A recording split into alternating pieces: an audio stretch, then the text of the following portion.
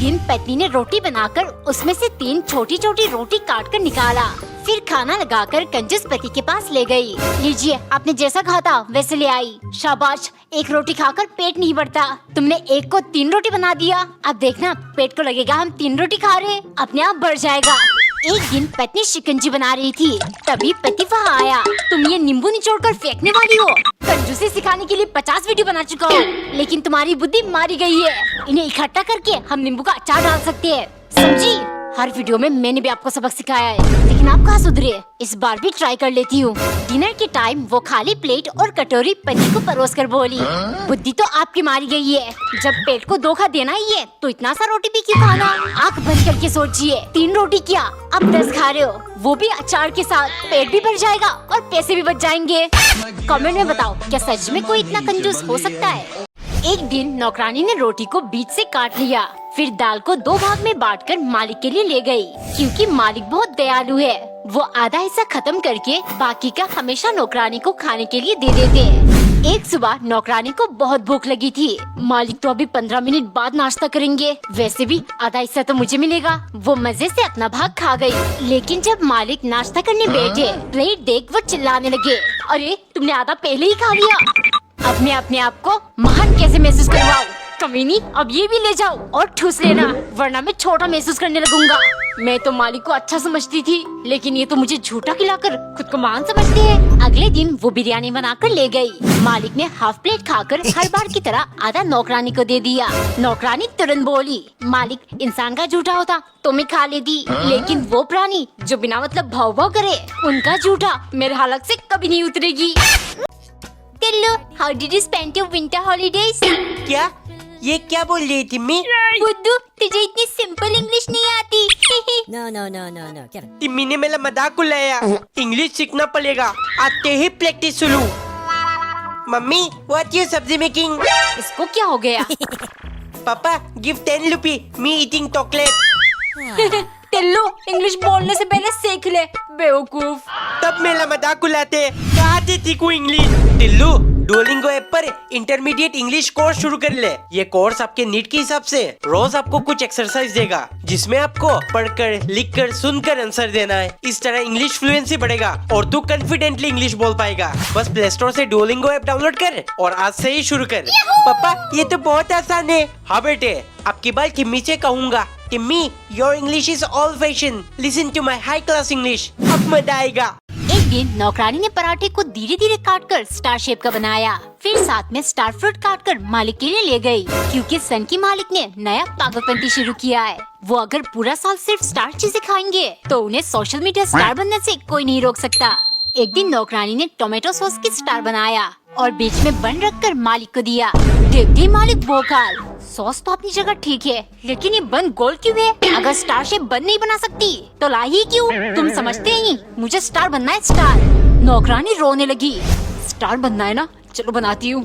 Dinner के time उसने बहुत मुश्किल से टाइम लगाकर चावल का स्टार बनाया और एक षड्यंत्र रचा। खाते ही मालिक बोले, शुक्रिया, ऐसे ही खिलाना, मजा आ गया। नौकरानी धीरे से, मालिक ये तो मेरा फर्ज था आपको स्टार खिलाकर स्टार बनाना, इसीलिए तो मैंने खाने में जहर मिलाया है। लोग मरने के बाद तारा बन जाते हैं ना, आप भी बन जाओगे स्टार। एक बार एक आदमी खाना बनाते समय अपने पत्नी को याद कर रहा था, जो 5 साल पहले गुजर गई थी। उनके जीने का एक ही वजह था, उनकी बेटी, जो बिल्कुल अपने माँ की तरह दिखती थी। वो ख्यालों में खोए हुए थे। तभी बेटी धीरे से आकर उनके पीछे खड़ी हो गई। जैसे ही वो मुड़े, बेटी को धक्का लग गया। पिता गुस्से से बोले, हर वक्त शैतानियाँ करती हो, दिखाई नहीं दे रहा मैं तुम्हारे लिए खाना बना रहा हूँ, जाओ जाकर अपना होमवर्क कंप्लीट करो। उनकी बातें सुनकर बेटी रोते हुए चली गई। रात को उन्होंने सपने में अपनी पत्नी को देखा। वो उदास होकर बोली, मैं जानती हूँ तुम बहुत परेशान हो, लेकिन तुम्हें उस पर चिल्लाना नहीं चाहिए था, वो तुम्हें कुछ देने आई थी। इतने में पिता की आँख खुल गई। वो जल्दी से बच्चे के पास गए और माफी मांगने लगे। बेटी मुस्कुराती हुई बोली, no papa, you don't have to be sorry, मैं तो आपके लिए ये फूल लेकर आई थी, क्योंकि आप इस दुनिया की बेस्ट डैड हो। मुझे 1 करोड़ रुपए दे दे। खुशी के मारे वो पूरी रात सो नहीं पाई। लेकिन सुबह तक ऐसा कुछ भी चमत्कार नहीं हुआ। पति बोला, अपने दिमाग से ये सब निकाल दो, वास्तव में ऐसा कुछ भी नहीं होता। वो पत्नी को गले लगाकर ऑफिस चला गया। कुछ ही देर में उसे एक फोन आया। मैम, आपके पति का एक्सीडेंट में मौत हो गया, आप हॉस्पिटल आ जाइए। इंश्योरेंस के 1 करोड़ रुपए आपको मिलेंगे। पति को दफनाने के बाद औरत अपने आप को कोसने लगी। ये सब मेरी वजह से हुआ है। फिर उसने खिलौने से दूसरी इच्छा मांगी, मुझे मेरे पति लौटा दो। उसी रात कोई दरवाजा जोर जोर से पीटने लगा। बाहर से डरावनी आवाज और उसके पति की खुशबू आ रही थी। पत्नी जान गई पति के साथ कौन सा विपदा आई है। उसने तुरंत अपनी आखिरी इच्छा मांगी और खिलौना गायब हो गई। सब कुछ शांत हो गया। औरत समझ गई, लालच के कारण उसने अपने पति को खो दिया। एक बार एक चोर घर में घुस आया।